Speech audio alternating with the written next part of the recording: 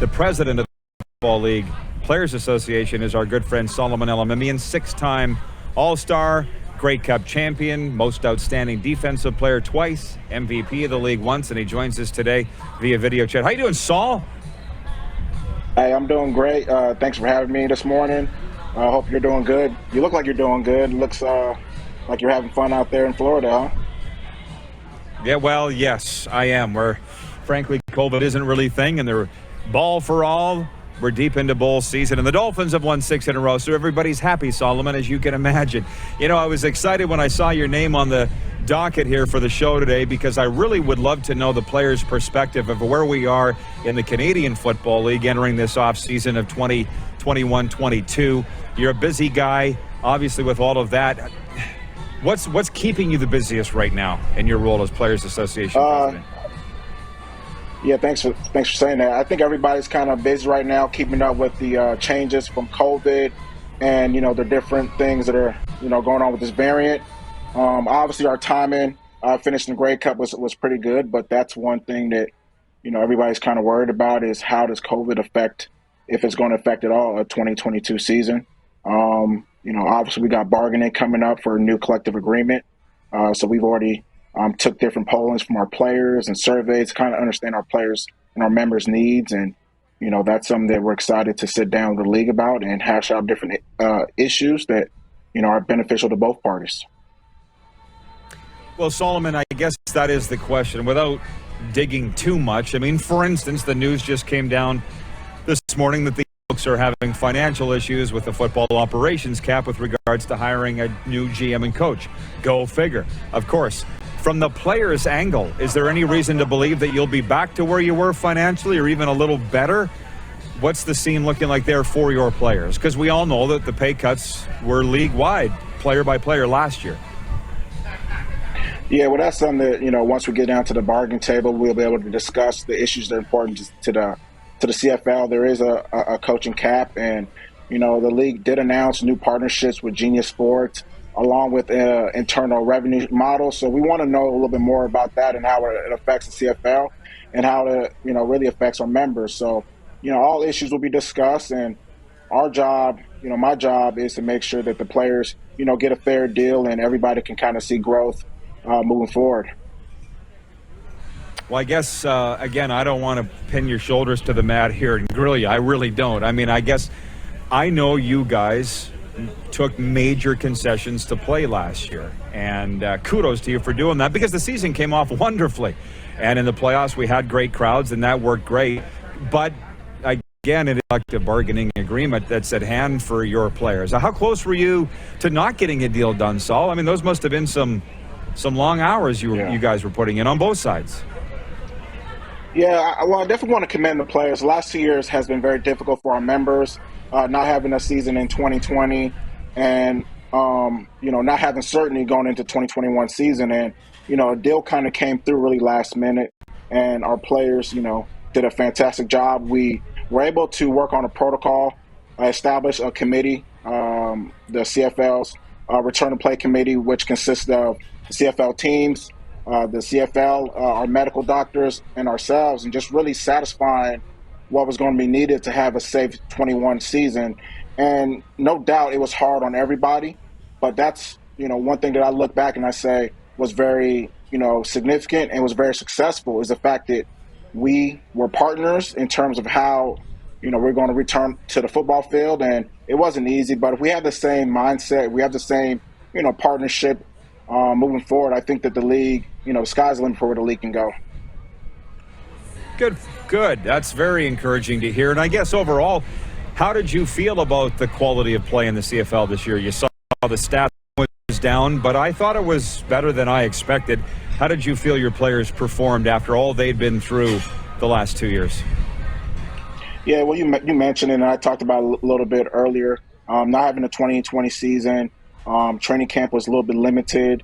The different, protocols and restrictions. It wasn't an easy year for our members, but all in all, I think they performed, fantastic. I thought the play of the season, as things went on, guys got more comfortable. I thought the gameplay was outstanding.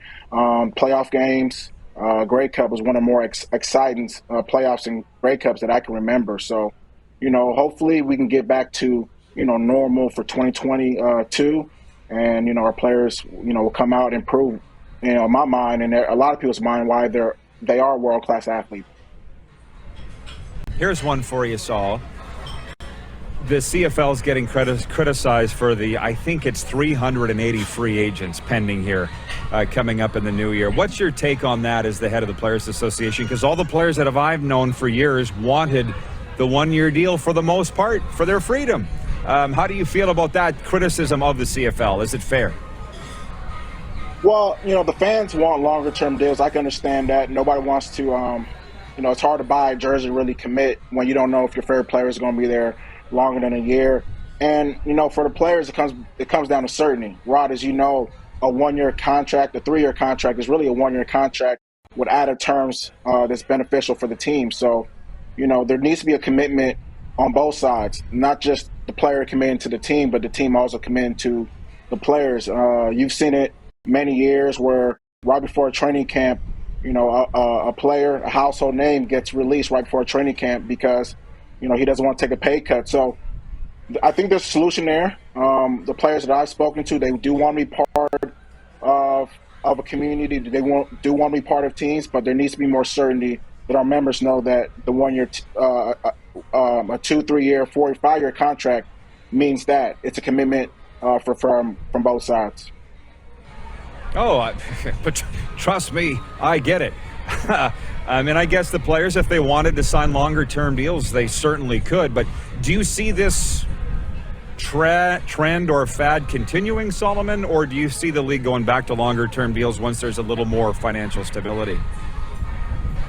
Well, we'll see, right? Without getting to the bargaining table, it's kind of hard to know what the league wants. But I've heard from Randy, and I think that, hearing his comments, they do understand that it's an issue.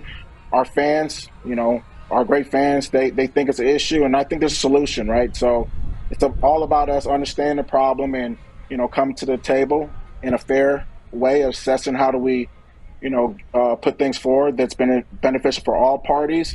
I'm a player that played 9 years in one community with the BC Lions, and it helped me tremendously, not just on the football field, but also post-football in terms of, being a part of that community and having different job opportunities. And like I said, I've spoken to many guys that wouldn't mind signing long-term deals if they actually meant something, right? So the way things are, currently constituted, 3, 4, or 5 year contract, really doesn't mean nothing after the first year.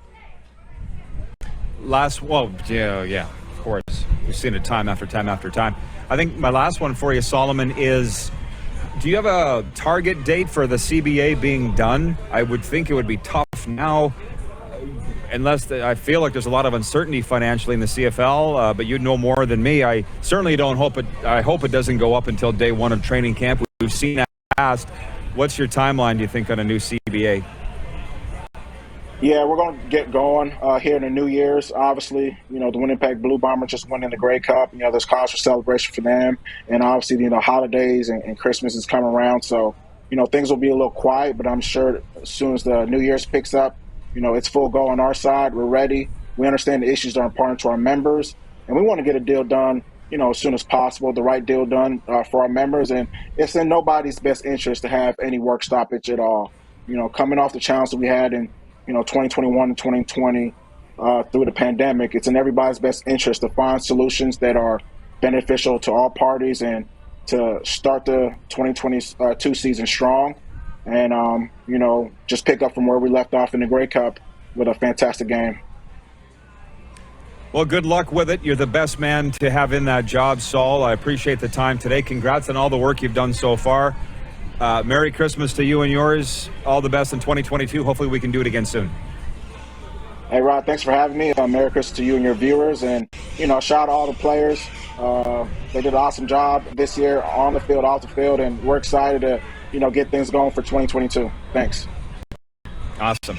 CFL great Solomon Elimimian and the president of the CFL Players Association.